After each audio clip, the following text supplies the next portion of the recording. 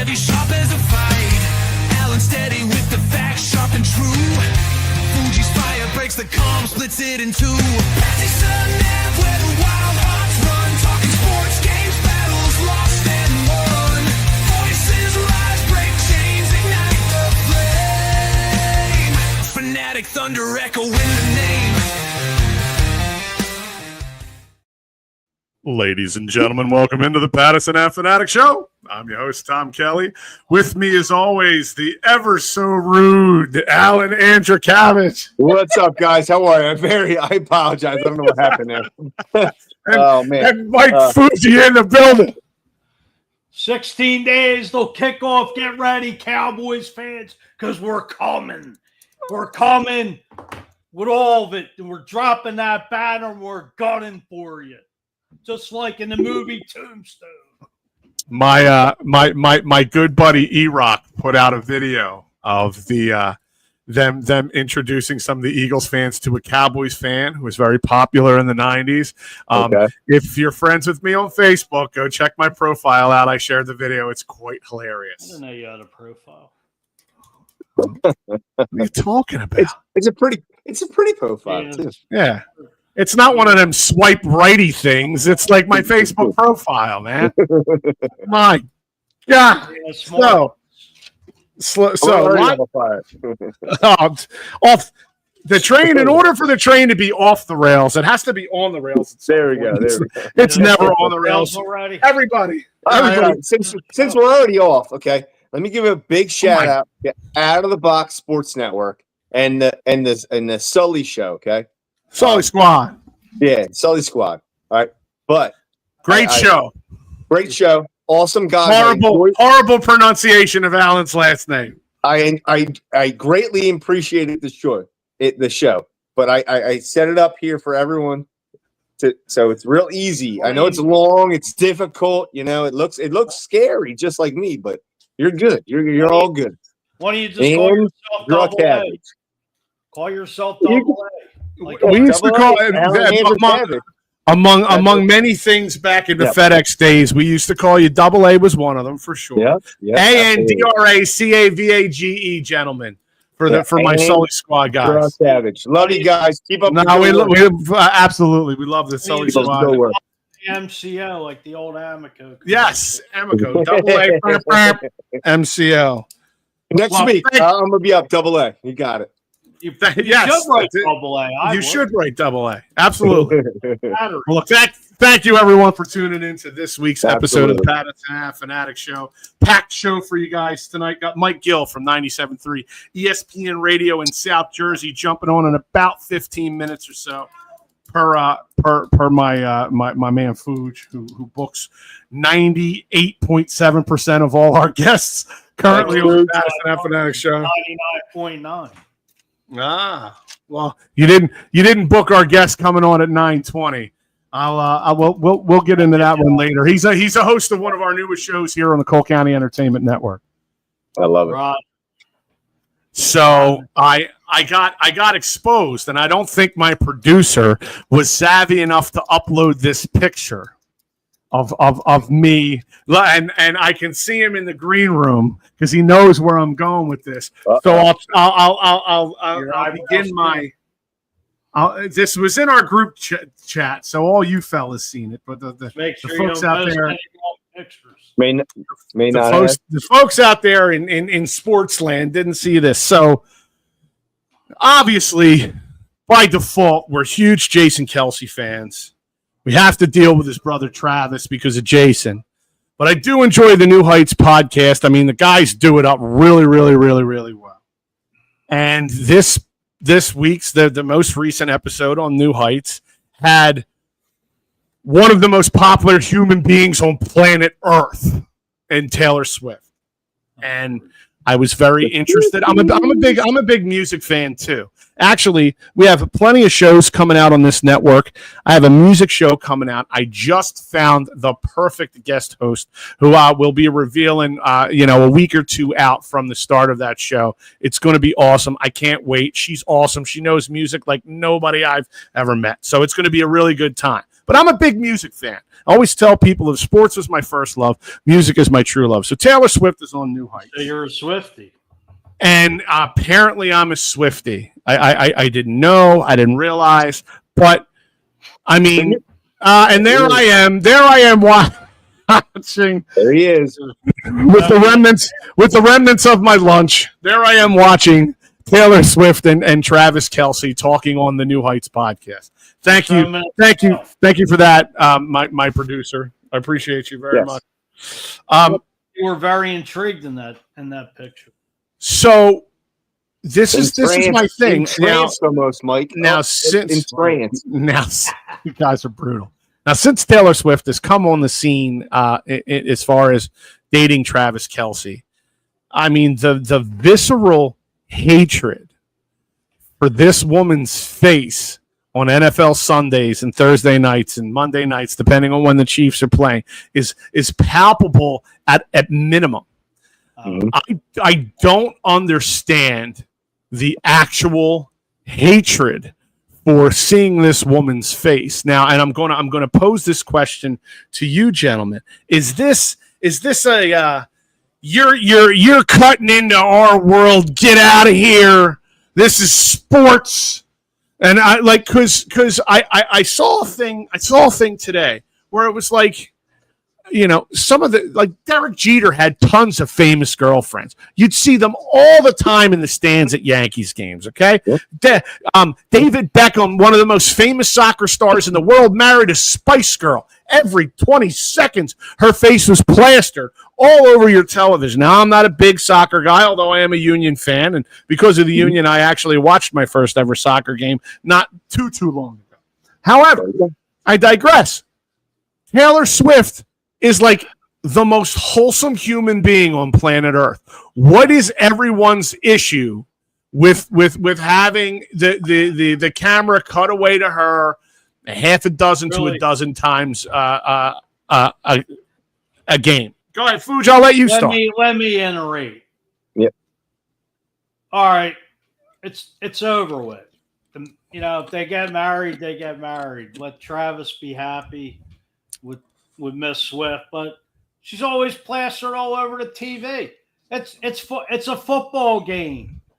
I mean, all right, the first little time was good, but now they just kill it. It's been overkill for 3 years. So let me throw this out there. I'm you know, I can't. It's over. I can't believe I'm doing this. Can I jump in? Can I jump in there? Yeah, you fuck yeah. Time's yours. All right. So my dog's going to join us here, possibly. So Taylor Swift being on the screen, okay. If it brings young girls and female viewers into and gets more fans into the NFL, like when I first got with my wife, she didn't like football, but she grew to love it because, you know, I was always watching it. I was always into it. So that could be a bridge out to bring, do the thing. And if you guys had to watch the interview like I did, that's exactly what's happening. But anyway, there you go. And there you have it, sports fans. Anyway. There you go. Look at that. I didn't even have to watch it to know what she was trying to do. Hold on. Football is 4 hours of programming with about 12 minutes of football in 4 hours of programming. You guys who do this now know how hard it is to fill time with words and things. So they're going to cut away to one of the most popular human beings on planet Earth. It's just going to be what it's going to be. Just hold on. So wait a second here. Now, Norm, my producer, Norm, is checking in. I believe that there was a perfect storm. She's on TV constantly, and then you had many people were stating Kelce became famous because of her. Now, all of us who follow sports, thank you, Norm, for checking in there. There you go. And for pulling that wonderful picture, that side silhouette of me. You know, you almost couldn't see me because I turned sideways. But anyway, see, she's one of the most popular human beings on planet Earth. I get the you get tired of seeing her after a certain show, but I mean, look, Every time there's a home game in Philly on a Monday night, they're showing you cutaways to Pat's and Geno's. Every time you're in other cities, they're showing cutaways of the same exact places all the time. Seattle Seahawks, they're cutting away to that fish market where they're throwing fish across the parking lot. Like, it's the same things all the time. So you should be used to this repetitiveness by now. Am I incorrect in saying this? No. Yeah, but they're tourist attractions. She's a music artist. Yeah, but two different analogies. But think about it. In the NFL's mind, she's the biggest free advertisement they've ever gotten. So they're loving it. The young girls are watching football just to see her. So, I don't know. I was down at the preseason game, and the girls had at halftime. It was a girls' championship flag football game. It was freaking awesome. Those girls were out there kicking some butt, man. So, if that's going to grow the sport, you said fucking awesome, and then kicking some butt. Yeah, it was. I just think it's overkill. That's just my opinion. I mean, I get it. So what about Carrie Underwood in the beginning of every Monday Night Football? There's a musical artist. 90 seconds. She's the goddamn theme song. Hey, do me a favor. If you're going to be in the producer's booth, it's a soundproof booth. We don't need to hear you chiming in over here. All right, so no, you're. I needed to get that out there. I can't believe I'm on the side of defending this. I never thought that I would take this stance, but I guess when in Rome, there you have it, sports fans. There's your boy enamored. The image on that screen looked photoshopped to me. Honestly, it looked like Kelsey was wearing an Al Bundy jersey. Hold on. The old Polk High 33. But wait, there's more. So, all right, moving on, because it looks like in a couple of minutes we'll have Mike Gill jumping on with us here, and pick Mike's brain about what he's seen in preseason. This big outing by Ranger tonight. Sully checking in. What's up, Sully? Great show tonight, brother. Oh, over there, the Sully squad over on out of the box. Joe, that's Alan Andrukavage beneath me. ANDRACAVAGE. Just in case you needed that. I put it at the bottom of the screen, but real easy. I love you, man. Keep up the good work. Alan, were you ever called Andrukavage? I'm sure all the time, right, Alan? When you were in high school, didn't they call you the cabbage? Hey, they called me Cabbage. Yeah, Cabbage. Yeah. No, they called you Cabbage. Yeah. With a B. Well, my football team called me Cabbage. If you weren't on my football team, you didn't get away with calling me Cabbage. It was either Alan or you could get away with Cabbage, but don't put the B in if you weren't on my football team. Like, and if you didn't work at FedEx for a lot of years with him, you could never call him Big Al ever. I told you the Big Al is fine, just not Al. I'm not Al, bro. I'm not Al. Wow. So Big Al, all right, what's up? So no, you can call me Al. That's that. We can't play that as your intro music. No, you could definitely play that. Don't call me Al. Yeah, definitely. That's my intro music. Woo, let's go. All right. So while we're waiting on our guest here, you boys, be on in a few. All right, you got it. Hey, no worries. Did you guys see Landon Dickerson after a day after surgery roll up the end of Eagles practice with a fresh 30-pack of Miller Lite for him and the other O-lineman? Yep. Is popping cans with the Browns.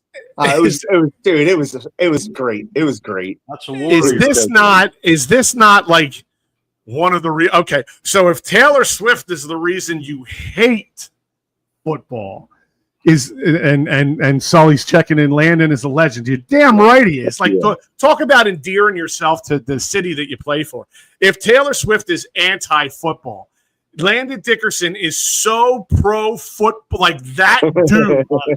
Like, if any one of us played football and had the carte blanche a day after surgery to just roll up with a fresh 30 and a fire-ass old-school Eagles friggin' that's what it's about. Yeah. That's what it's about. Yeah, absolutely. And like if I'm injured, I know I'm not I'm slamming beers down at Novacare all day. Like you're carting me home. My car's staying in the parking lot, and I'm getting a ride for sure. Yeah. You're asking Luther the janitor. Yo, you Luther, give me a ride home. I got you, Landon. Come on, let's go. I got you. or Big Al Norfleet, our friend Al Norfleet could have maybe rode the bus up there and given him a ride home. There you go. Absolutely. There you go. Right. Do you guys think Dickerson will be back for week 1? I'm hearing different things with this meniscus injury. What are your guys' thoughts on Landon Dickerson getting back into the swing of things by the Cowboys game on September 4th? Yeah, in my opinion, don't rush him. Don't rush him. You got Steen and some other guys that can fill in during this time. I would not rush him back. I know they say he could be back, and if he's ready and he's 100%, then do it. But if he's only 80-90%, like it's a long season to go. I let him take a little break and then keep it going. Sully checking in. Romano is hot garbage. Yeah. Nothing worse than hot garbage. He's been sitting in the sun all day. Terrible. Bacon. Terrible. Foods. What are your thoughts? Nah, not at all. I wouldn't rush him back because he's. I don't know. I don't know if you guys are aware of it, but Landon Dickerson's had knee injuries in college, and I wouldn't rush him back. What's the point? I mean, it's let him heal, let him come back right.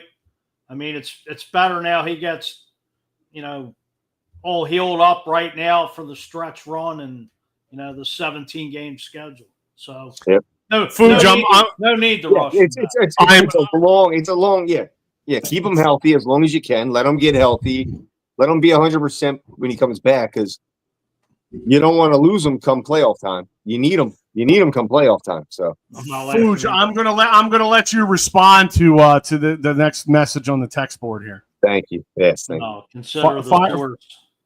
Consider the source where it's coming from. Can you believe that? Can you believe that he is? I'm not surprised.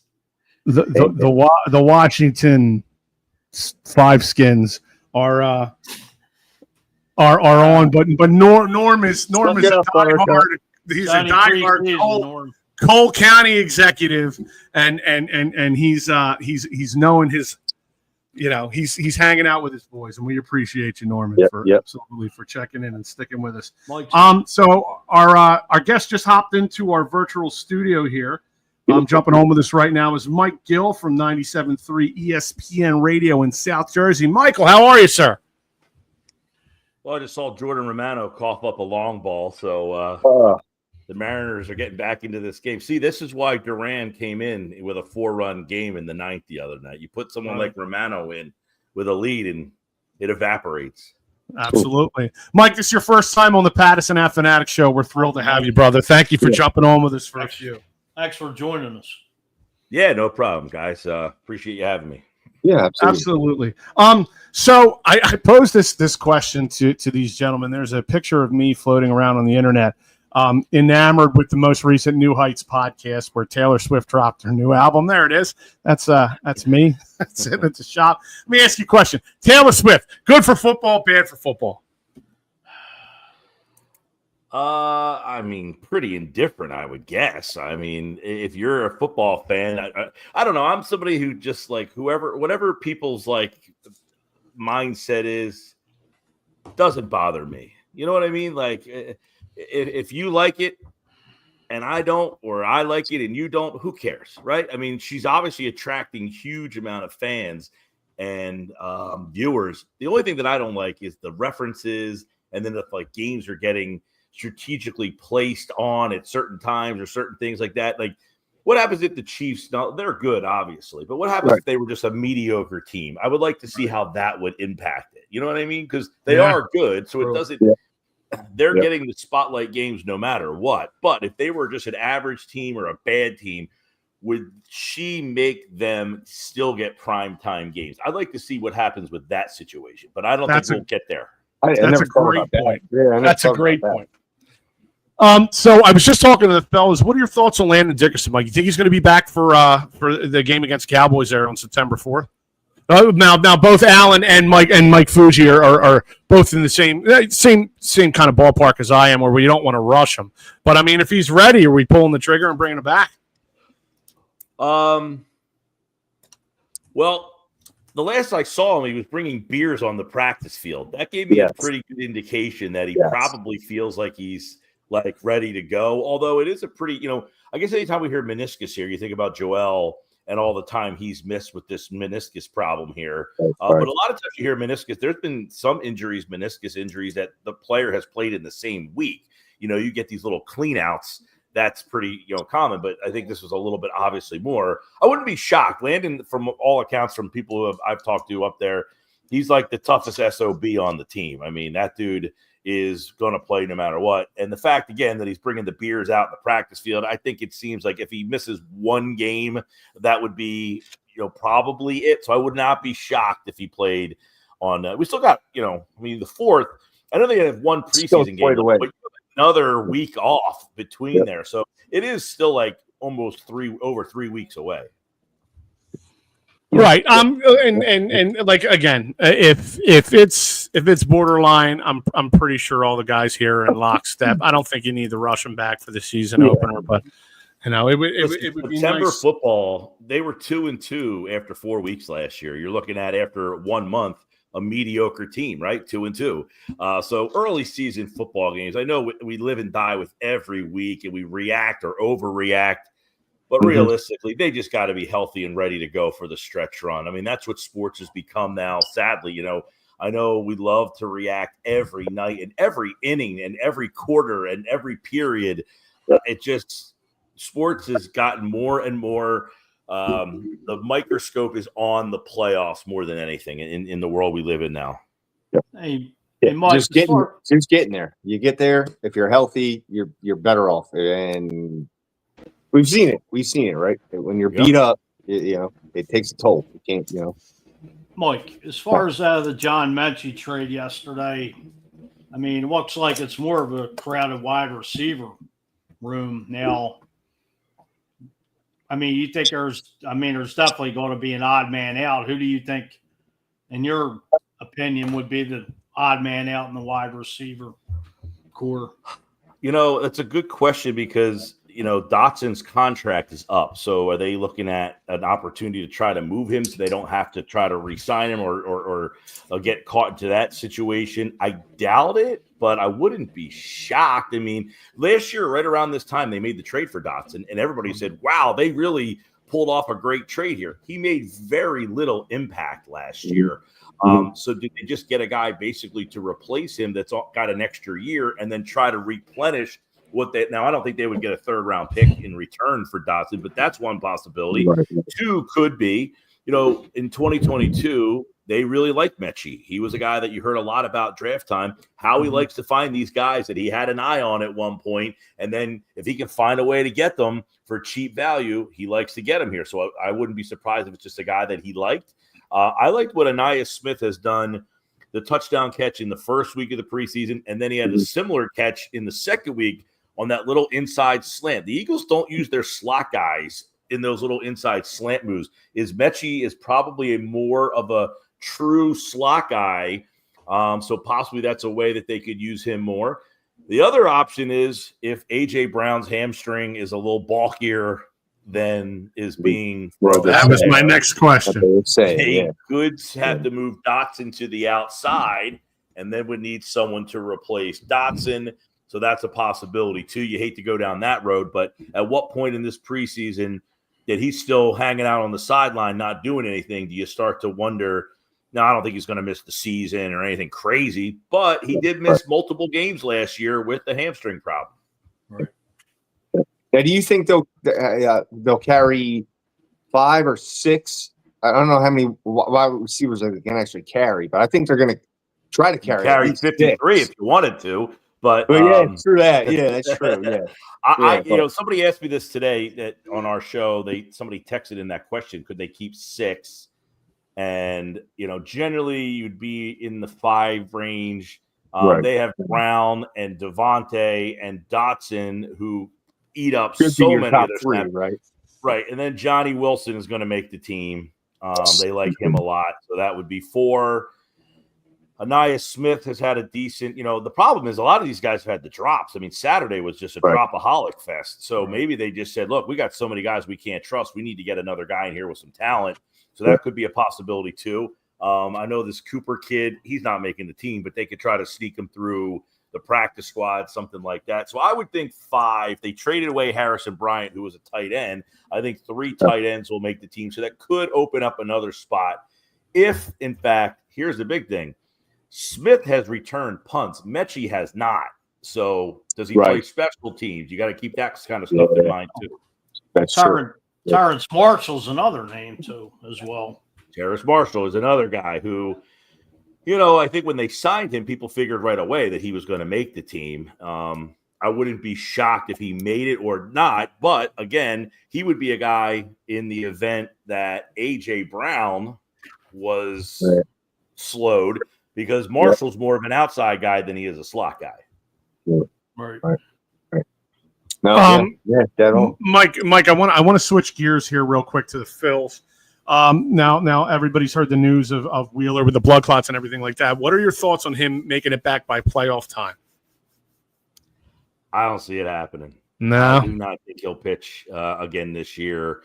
I talked about this Sunday. I'm on the Fanatic on Sunday mornings, and one of the comparisons I brought up was, Dame Lillard had a blood clot in his calf. He was out a month, and I think a calf is a little different than your pitching shoulder near your heart. Yeah. And Dame Lillard's out a month, so if you're looking at some sort of blood clot comparison, recently Dame Lillard. I did see David Cone had a blood clot in his pitching shoulder in 1996. He missed about 3 to 4 months of the season. His was a little bit more severe. He was having blue, his fingers were turning blue. He was getting numbness in his hand, and he had an aneurysm surgery, and he ended up, that was in May. He didn't come back to pitch until late in the year. I don't think, I talked about it today. If they made the World Series, you're talking about late October. So you're talking about maybe 3 months from now. Still, that's a. I would be pretty surprised if we saw him pitch again this year. Yeah. So if that's the case, what do you do as the Phils? I mean, are you going? Are you bringing guys up, or are you? What are your thoughts here? Well, you had a little bit of an exhale tonight because Ranger Suarez just threw a gem. I mean, he had 10 strikeouts. He got into the 7th inning, so you feel much better about him because he has not pitched well since the All-Star break. I suggested today, listen, if Aaron Nola I give Nola about another 2 to 3 starts, and if he does not turn it around, you just have to say, Aaron, look, it's not your year, man. Obviously, cut your losses. I know Painter has not pitched well, and that's frustrating as well. But I might just say, look, I got to give this kid a September shot and see if he could pitch 4 games. And maybe, you get a little bored down in AAA. A lot of times the way the AAA schedule works is they play the same team the entire week. You start a series on a Tuesday, and you play the same team Tuesday, Wednesday, Thursday, Friday, Saturday, and Sunday. So you play the same team 6 times in a row. It can get a little monotonous if you're a guy who keeps hearing, hey, I'm going to come up, which is one of the interesting things about Justin Crawford is that he continues to produce, even though he keeps wondering, why am I not getting called up? But could they look at Painter and just say, listen, we've got to find a guy who has top of the rotation stuff. That might be a way, because right now, Suarez, Luzardo, I see no scenario where Taijuan Walker would pitch a playoff game. I know he's pitched well. I just don't see them trusting him enough to pitch a playoff game. And then you've got Nola. Right now, who would be your number 2? I think it's from now till the end of the year to figure it out. I mean, because there's really, if this was April, it would be Luzardo. If this was May, it would be Ranger. If this was last year, it would be Nola. So you have no clear-cut answer to your question. Now, do you think Nola can pitch coming out of the pen? Or he does not profile to me as a guy who's right. a bullpen guy. I mean, he's a starter guy. Yeah, I mean, Nola, I would be shocked if I even remember him throwing out of the bullpen one. And a lot of people always ask me, why is this so difficult? There's a couple of things. One, can a guy pitch out of the bullpen? Sure. The problem with that is if you're depending on a guy to be a part of your bullpen, can you throw 25 pitches on Friday and then be useful again on Saturday? A lot of these guys are not used to getting up, going down, getting up, going down, pitching 25 pitches, leaving the game, being available again tomorrow. Pitchers are so used to these routines, and these relief pitchers have to get used to, hey, I need you to get up right now. He got out of the jam, sit back down. People yell at Rob Thompson all the time. Why didn't you have somebody warmed up? Well, we're up 6-0 in the third inning. Why am I wasting someone to get up? Like, it's not. And, one of the things with this, the pitch clock has really changed.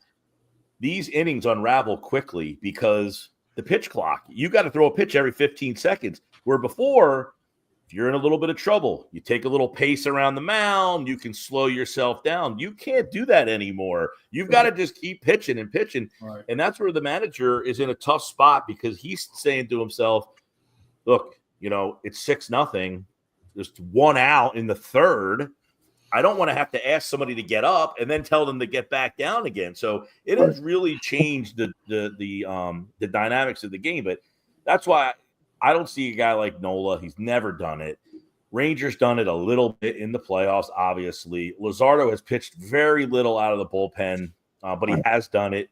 Walker, obviously, they do not trust him in the bullpen. So I don't know what his role will be come playoff time.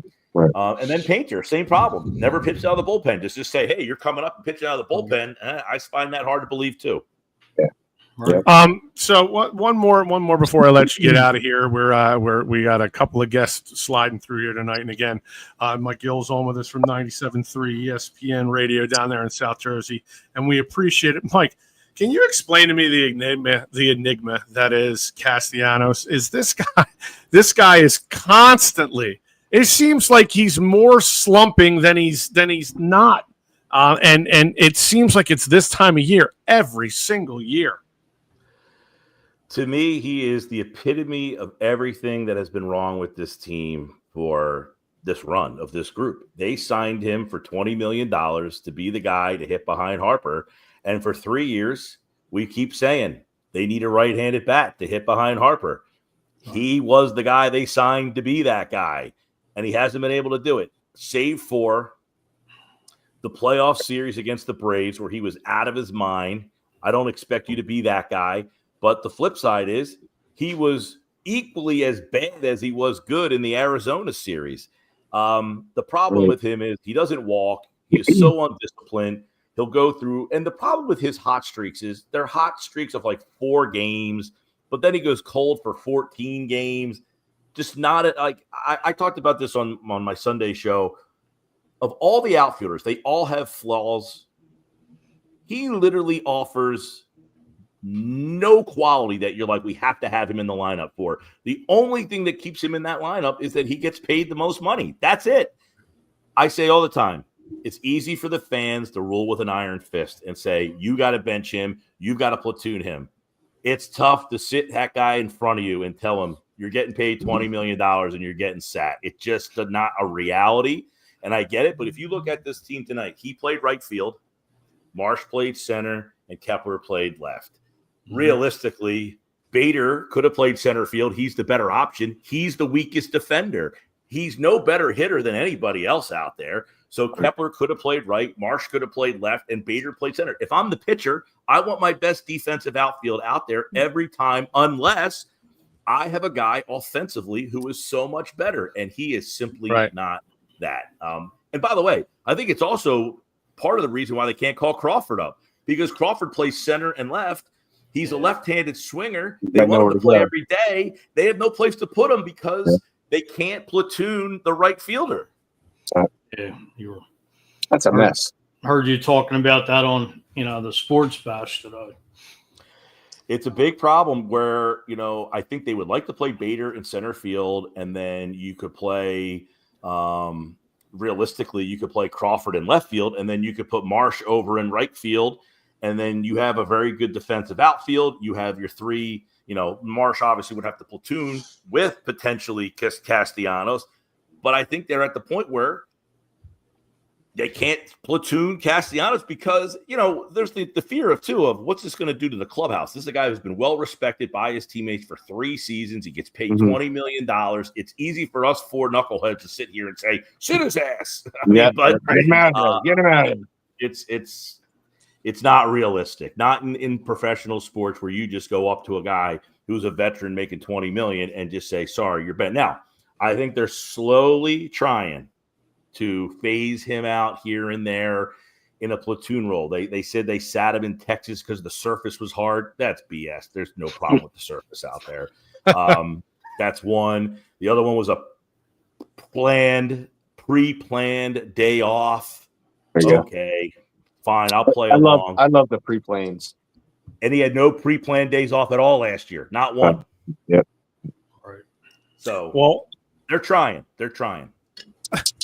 Well, Mike, thank you so much for jumping on with us. We really appreciate your time. Yeah, we'll have to get you in here again real soon. All right, guys. Thanks for having me. All right, yes, thank sir. You. Thank you, brother.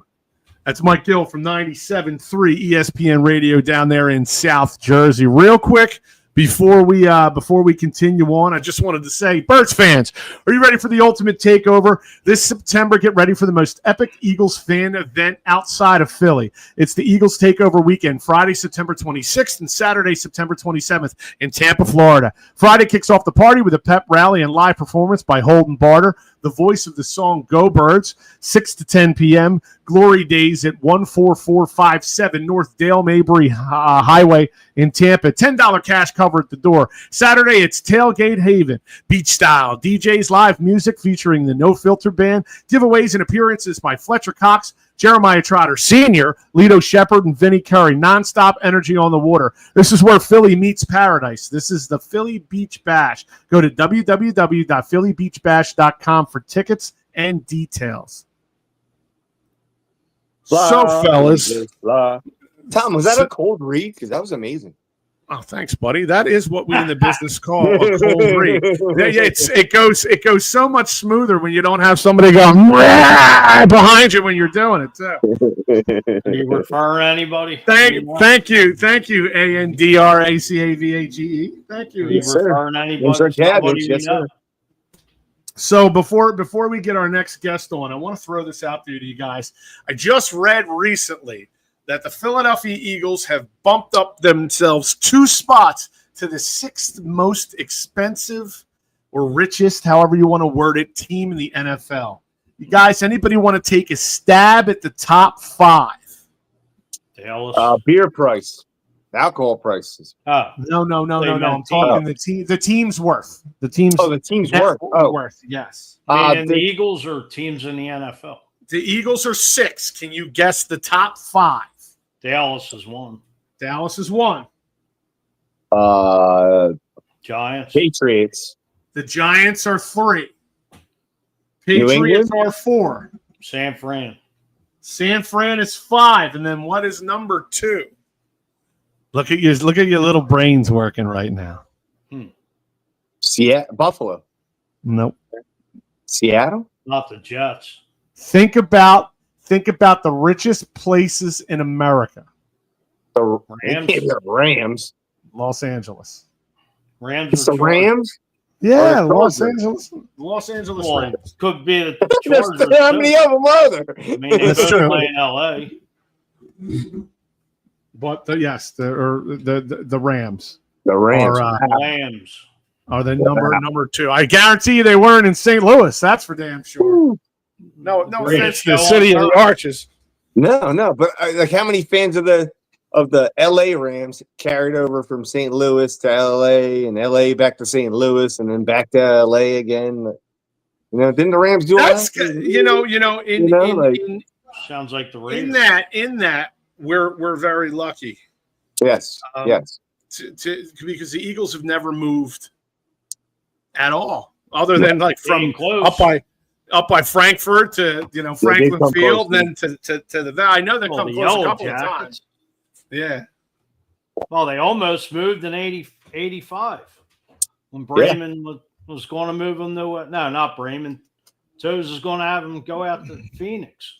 Yep. It's not a good thing. No, Norman like Bremen I ever said, did. like I said, we're very lucky. Excuse me, because they very easily could have kind of seen the same thing. And now what do you do? If the Philadelphia Eagles leave Philadelphia and go to Phoenix or Arizona or whatever you want to call it, now do we still cheer for that team? Or if another team comes in and they're a Philadelphia team, is that the team we cheer for? Don't ever even bring it up. Bite your tongue. Yeah, right. Yeah. Bite your tongue. Uh-huh. Well, Philadelphia owns the rights to the name the Eagles. Right. So whatever, if a team left and a team came in, they would be the Philadelphia Eagles. Right. Right. Just They like- couldn't take the name Eagles with them. Just like the Cleveland Yeah. Browns were an expansion team. Absolutely. Listen, so I saw today Merrill Reese gets a multi-year contract extension at the age of 82. Now, I may get stuff thrown at me for asking this question because I think we all love Merrill Reese here, but a multi-year contract extension at age 82. What are your guys' thoughts on this? Is it Merrill calling No-brainer. games till he croaks? Yeah. Probably. Yeah. I mean, And I'm okay with that. the guy's a Philadelphia staple. Yeah. Like Dude, salt he's a pretzels young. and tasty cakes. Yeah, he's a young Are you 82, about to man. tell me he's a young 82? He is, dude. He's still up there. He I got don't his think he's play, lost the step. and he's doing all this, that, and the other thing, man. He's still up there, man. He's still doing good. Still doing good. This guy loves it. I mean, how can you not love that job? Yeah. Don't they have that? He's got that play. How did he do that play? You're thinking of Ray Didinger. Is that Ray Diddy that does the play? Yeah, Tommy and me. It's Yes. Tommy and me. yeah, Okay, Tommy okay, and okay. That's Ray. All right. Yeah, my bad. My bad. Our guest that's coming up is experiencing technical difficulties, and we'll get him in here as soon as we possibly can. I don't know anything about that. I'll tell you, it is hard to find good help nowadays. Holy moly, this is crazy. Oh man. It's a good thing I'm prepared and the consummate professional, and I could keep rolling on with this. Listen, so we got a chance. Mike had brought it up, but I wanted to kind of bounce off you guys. I got to keep watching this. I have to bounce off you guys. That's my producer having a little fun because he has no life and he's just sitting in the lobby making fun of me. It's okay. Shit. The Eagles picking up former second round pick John Mitchell. What are your guys' thoughts on this? The first thing that ran through my head was, okay, Howie, I see you don't sleep ever. However, is there a bit more to A.J. Brown's hamstring injury than we're aware? Or are you guys just thinking he's just trying to build up that wide receiver room as best he can? What are your guys' thoughts? I think it's a little bit of both because, I mean, the last couple of years, Howie Roseman has been trying to get John Mechie from Houston. I mean, when the trade deadline came the last couple of years, like I said, I mean, there were rumors that he was out there working the phones with Houston. But I think it was a nice pickup. Yeah, I mean, a hamstring issue, God forbid, that could hamper you all year. And Especially in his position. No, absolutely.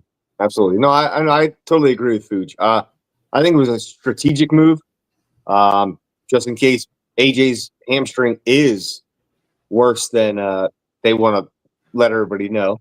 I think it was a strategic move. I'm okay with it. Not sure what they're going to do with Dotson with him in the lineup. If they're going to keep Dotson, try to move Dotson.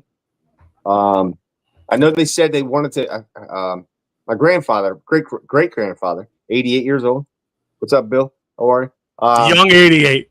Yes, Big Bill. yes, young, he is young 88. Just told me that he heard that they were trying to use Dotson and utilize him more in the offense. So that could tie in again to that AJ Brown hamstring and what they're trying to do. I that's a nervous thing because, like Food said, he could be fine for a week or two, and then all of a sudden it goes out again, and then he's out for 3 weeks, and he's good for a week, and and then it goes out again. It could be a problem all year long, and if you can, if you have enough pieces to plug, and you can let him heal, then you're better off. So, I think it was a strategic move by Howie. You boys, now, Alan, you said you went down Saturday. You were down at the preseason game. Yeah. Yep. I took my took my son down. Yeah, it was a good time. Any takeaways? What were your takeaways from Saturday's game? My takeaways from Saturday's game is that Adoree Jackson and Keely Ringo were in there playing. I think Adoree Jackson's going to be the second corner with Quinyon Mitchell. They're going to keep Coop in that nickel formation kind of set inside there. I don't know if Keely Ringo is going to make the team, to be honest with you. I'm kind of leaning toward Adoree Jackson being the guy out there. Well, they also got Mac McWilliams as well, and Bennett. Yeah. Fuge, what were your takeaways from Saturday's game? I didn't really see. I saw the second half. That's another. Drew McCuba, making an impact. That was a huge play that he made. That was huge. Not just the interception, but the fumble. Yeah. That's another question that I have for you guys. How much do you actually take away from preseason football? To me, take it with a grain of salt, but at the same time, it's your first. For some of these guys, it's their first taste, right? First taste of the NFL. First taste of the grain of salt, whatever. I saw Abdul Carter get smoked the other day against the Jets. Tight end comes off, chips him, knocks him on his back. He goes to get up. The tackle comes up and smashes him back to the ground again. So you can have all of the talent in the world, but if you're not prepared, right. Well, look, gentlemen, our next guest is in our virtual green room, and so prior to our show tonight, I was tuned into his show, and he had a couple of choice words for Eagles fans. So let's get him up here right now. Ladies and gentlemen, our next guest, I'm actually contractually obligated to bring this gentleman on the show, or he would have never made it through security. A little background info on this douche canoe. He grew up in New York, but he's a 49ers fan. That's like growing up in the Ukraine and having Putin posters all over your bedroom wall. He's the host. He's the host of one of our late night shows. So late it's in between HBO's Real Sex 27 and the Ultimate Love Song infomercial. We told this guy to be witty, but he must have thought we said dress shitty. In all seriousness, his parole officer is a really good friend of mine, and he asked me to do him a favor. Without further ado, ladies and gentlemen, a good friend of mine and the newest host here on the Cole County Entertainment Network of the Robish Report, Anthony Robish, jumping on the show with us. Anthony, how are you, sir? How you doing, TK? Thanks for that. I had to light a cigarette if I'm joining the Eagle Circle Jerk. Jesus. So I'll give everybody a little background on Anthony. He's doing a comic spin type show on current events and latest news. And I think Anthony has something about, what do we got? Contracts we're going to get into tonight here, Ant? Contracts around the league. That's right. Nothing negative on the Eagles. I love what you guys are doing, in all honesty. But I got to give you a hard time over on my show. I can't be all pom-poms when I talk about your show. No warm and fuzzies. None of the warm and fuzzies, as far as he would say. So we'll let Anthony get into. We'll let him get into his breakdowns here. Ant, fire away, young man, whenever you're ready. So, as you guys probably heard some of this stuff already, we got James Cook. He just did a 4-year, $46 million extension with the Buffalo Bills. As you mentioned, New York, I had to start with him. Now, this is the kind of money where your girlfriend stops asking the relationship status and asks you to define the prenup. Speaking about prenups, there's one rookie, we all probably heard about it, that probably wish he had a prenup. And that's right, Travis Hunter, guys. He signed a $46.65 million contract with Jacksonville with $30.57 million guaranteed signing bonus just for his girlfriend to say psych. She wants, before he catches 100 balls in the NFL, she caught the whole damn paycheck. This dude went to the only state where you don't even have to have a minimum time frame for divorce. So it's supposed to last 4 years, his rookie deal, this amount of money, and instead it's going to last shorter than Jerry Jones in a Viagra commercial.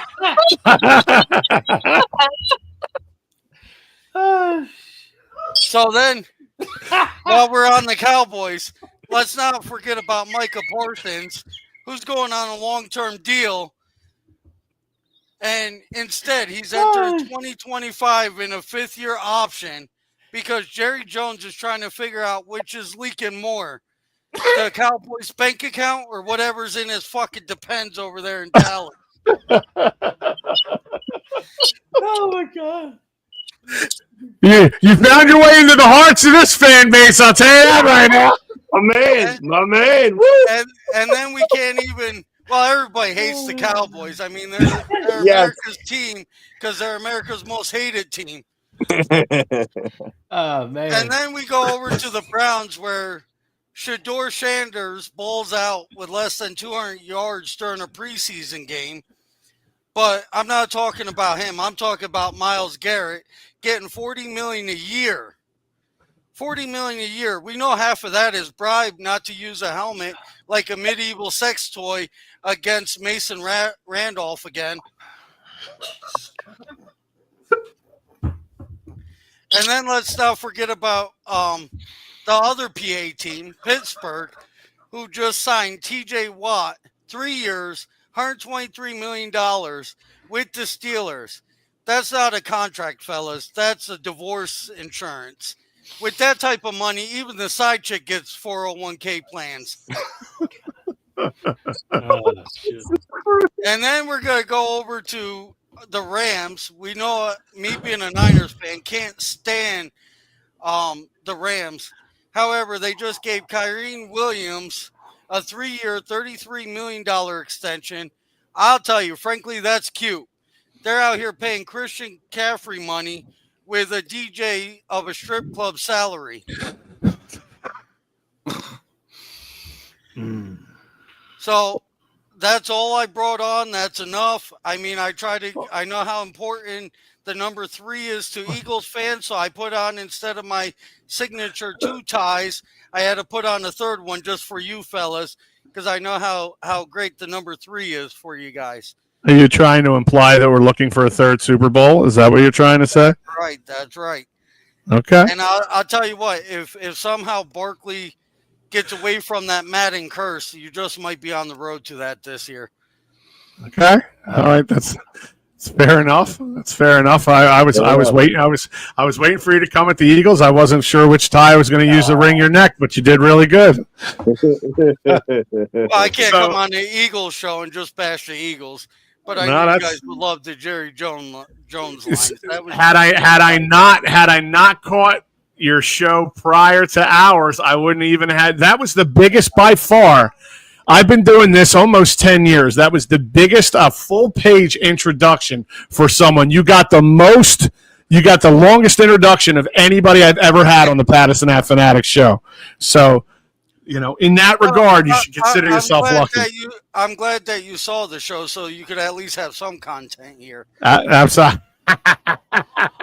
Absolutely. I saw the show. I didn't put it up here. We spent half the show talking about Taylor Swift. So there's that. Well, I'm glad I came in towards the end. What's your take on Taylor Swift, Anthony? What's that? What's your take on Taylor Swift in football? Well, you know what? I mean, they say sex sells. So if Kansas City, if that's one way for them to fill their seats, I mean, they need something. They lost their refs. We saw how good the Kansas City really was in the Super Bowl when they don't have the refs helping them out. So, I mean, they really got to sell Kansas City to keep the seats filled. So if that's with a whole bunch of Swifties, that's what we need to do. Look at that. I think he's in love, fellas. I think he's in love. Yes, Norm. Yeah, Norm. Does So- he have Taylor Swift posters in this bedroom? Oh my goodness! Listen. I never thought I'd be on the defending side of Taylor Swift. There goes Ant with his signature, whatever shot that he's taking right now. Ant, when are you on? When are you on the Cole County Entertainment Network? When is your show on? We're going to try run it about 7 to 9 p.m. It's whenever production gets going. Okay. Just like the show itself, there's really no rhyme or reason to the madness. We just put it up there, and then if people's feelings get hurt, well, then that's their problem for being so sensitive. That's fair enough. I can promise you this, folks. I'm okay with that. There's going to be a lot of people getting their feelings hurt with this guy, especially your goddamn dress team with the multiple ties. It's brutal. Well, you gotta go with the chaos look. Don't know which snap-on to put on. Oh God. Controlled chaos is something that we pride ourselves in here. I don't know how much of it's controlled. It's just it's produced well by Norm behind the scenes, right? Ryan produced, yes. Well, the jury's out on that. Ryan F commented. Denny, hold on. Let me jump up to the comments here. Robish looks like Tom Arnold's long-lost illegitimate child. Without the child support payments. Yep. Now that I'm seeing you in a different light, I could see that for sure. That's a pretty good one. Definitely. Well, look, and we'll be on the lookout for you. We'll be sharing out all your stuff, and just take it easy on Eagles fans, and you'll have an easy ride here. Well, luckily I'm not a sports show, and I can kind of keep that to a bit down to a simmer. But I definitely appreciate the plug. Thank you guys for having me. Good luck, best of luck, brother. And I'll make sure I share you guys. Appreciate you, brother. Thanks for jumping on it. Best of luck. Keep it going. Michelle. So there is. Go ahead. Want to give a shout out to Mike Lauro for checking in. Sorry, Mike. I saw you earlier. We had Mike Gill on, and he was on a roll, and I didn't want to jump in, but yeah, absolute shout out to Mike Lauro, my man Mike over there for checking in with us. We do really appreciate it. Look, it was a quick show tonight, boys. Out of the gate, hit the ground running, and we didn't play around. I figured you guys would appreciate our late guest. We thank Mike Gill for coming on 97.3 ESPN Radio down there in South Jersey. Thank you so much for jumping on with us. Thank you to Anthony Robish, the newest show on the Cole County Entertainment Network, the Robish Report. He is going to stir some controversy for sure. I can't wait. He's a great guest and a great guy, and we're happy to have him on the network. So, with that said, for Alan Angelcavage, for Mike Fuji, I'm Tom Kelly. It's the Pattison Ave Phanatics Show. We're out of here. Go.